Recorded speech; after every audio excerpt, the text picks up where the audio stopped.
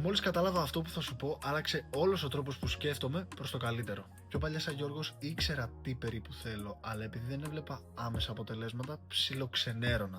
Και εκεί είναι που το χάνει και ο περισσότερος κόσμος. Και αυτό που κατάλαβα είναι ότι ο χρόνος σε συνδυασμό με σωστές πράξεις είναι ο κατάλληλος γιατρός, ο καλύτερος γιατρός. Για παράδειγμα, αν βάλεις ένα σπόρο να φυτευτεί στο χώμα, πρέπει να περιμένεις το κατάλληλο χρονικό διάστημα για να βγει, αλλά κάνοντας και σωστή διατήρηση με τα κατάλληλα εφόδια για να βγει αυτό που θες.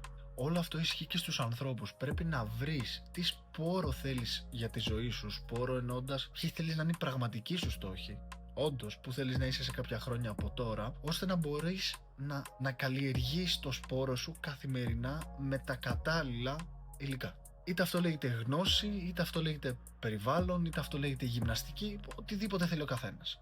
Το συγκεκριμένο παράδειγμα εμένα με βοηθάει μέχρι και σήμερα και πιστεύω θα συνεχίσει να με βοηθάει για το πώς κινούμαι καθημερινά και το τι ακριβώς θέλω στη ζωή μου.